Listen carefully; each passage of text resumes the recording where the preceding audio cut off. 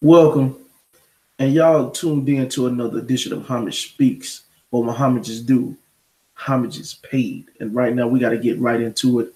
I'm going to talk about LeBron James a little bit later because I got to make some things clear to his fan base. Right now, we got to talk about my boy, y'all's favorite guy to hate, Kevin Durant, and why I feel that it's a must win for Golden State tonight instead of a must win for Houston. Now, let's put this thing in its proper context and its perspective.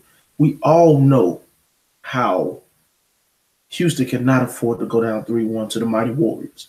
We all know this. Um, this is common sense. This is a fact of life. I'm not here to dispute that. But what I'm here to say is I'm looking at it from my guy Kevin's perspective, from my guy Golden State's perspective on what they need to get done.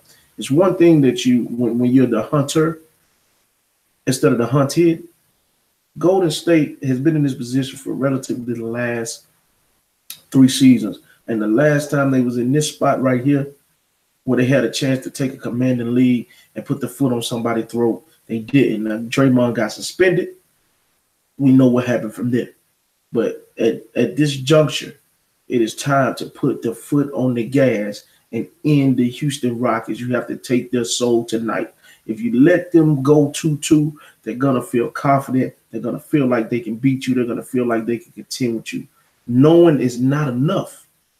The great Samuel L. Jackson told us in the movie Unthinkable, knowing is not enough. They have to see it. That 41-point victory, hey, man, that was cute.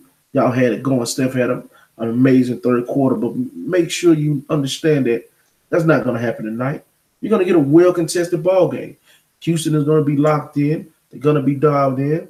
They're going to make some adjustments defensively. Iguodala not being there will help them with their adjustments.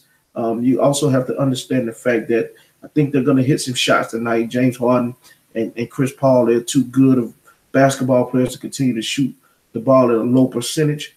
You also have to take into account the fact that they have no reason to fear Golden State yet. They still think they're in this series. They still got a chance. Tonight is the night where you let them know that I am the mighty Warriors. And y'all are finna get banged. If you do not do that tonight, if you give them any sense of false hope tonight, you're going to be in for a 7-game series. Tonight is the night you let them know that we are the champions. Tonight is the night that you let them know we're the Warriors. All right? If you do not do that,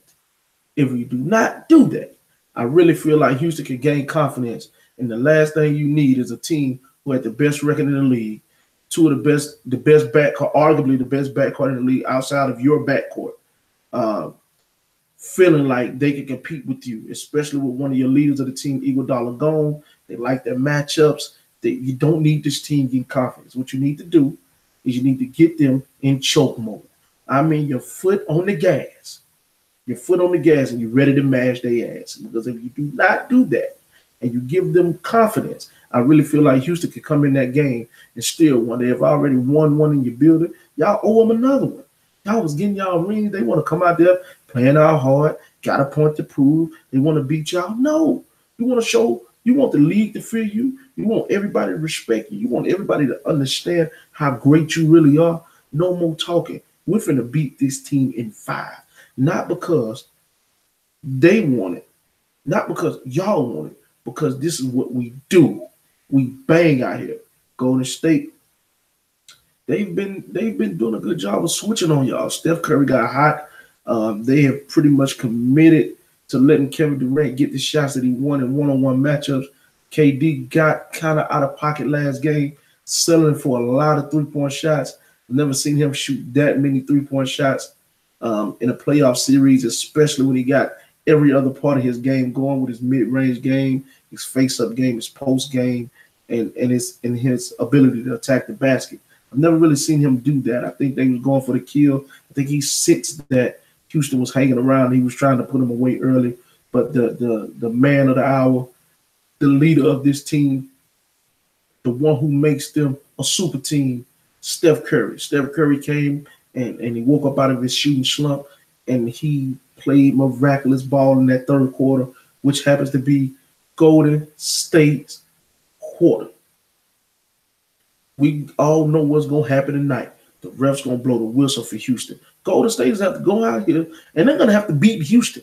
Trust me, Houston gonna get whistles. Houston gonna have energy. They're gonna get to all the 50-50 balls. Some of their role players are gonna hit shots. They're gonna play great in spurts.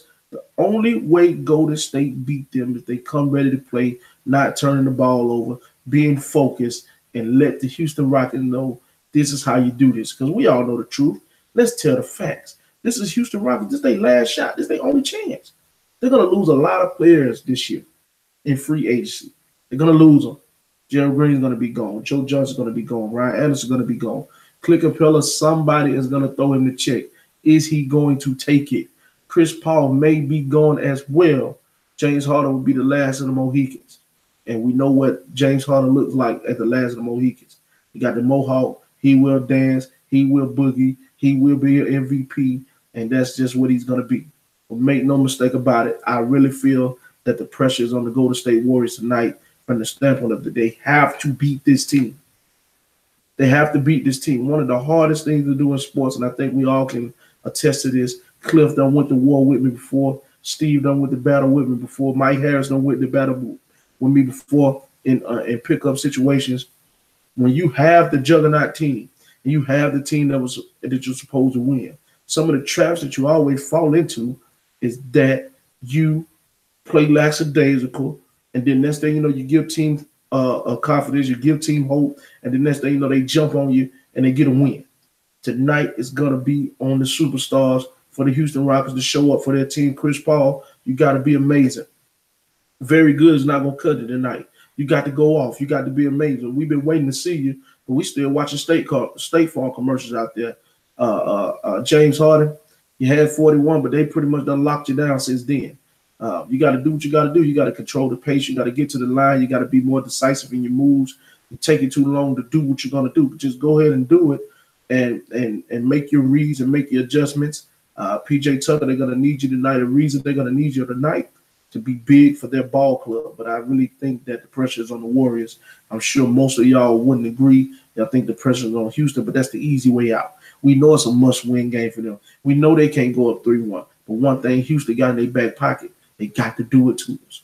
And if they don't do it to us, then we got a chance. Tonight, Golden State need to do whatever they got to do to end all hope. Do what the Boston Celtics failed to do, because now the King got the momentum.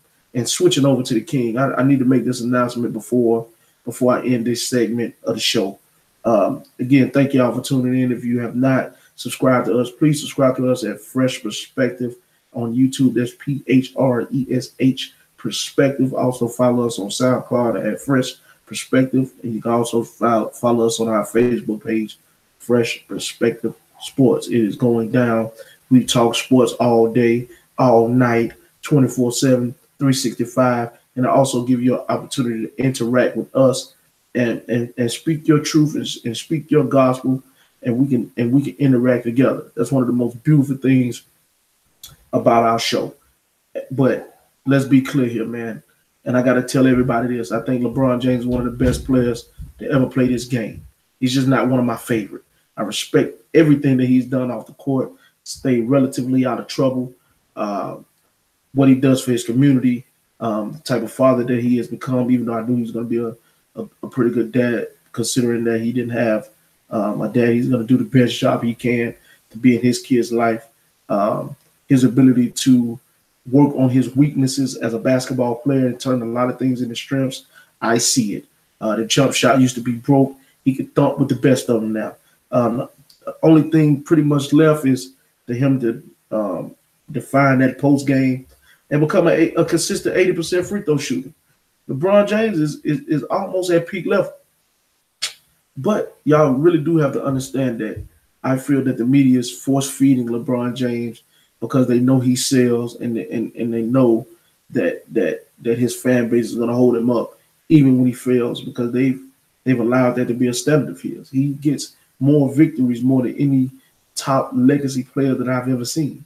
LeBron James get credit for getting to the finals and losing when the goal is to win a championship. I can't look up to that. I can't follow that. The guys that I like, Kobe Bryant 5-2, MJ 6-0, LeBron James respectively doing what he can do, but he's 3-5 now. And I only think that He really was supposed to lose one of the series. I don't give him a pass for losing to the Spurs because he beat them the year before. He was supposed to smack them again. It was the same team. And I also felt like the year when he missed the game winner in game one and was up 2-1 on the Warriors and didn't win game four. He didn't win game four, which gave the Warriors hope. And Warriors, winning that series in 6.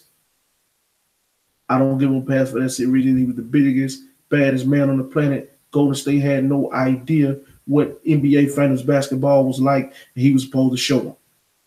But with that being said, I appreciate y'all for tuning in. We're going to have a great ball game tonight. Stay tuned for the reaction show. Hopefully we can have a panel with us and we can dive right in. But again, thank y'all for tuning in to this edition of Homage Speaks on Fresh Perspective. God bless and good night.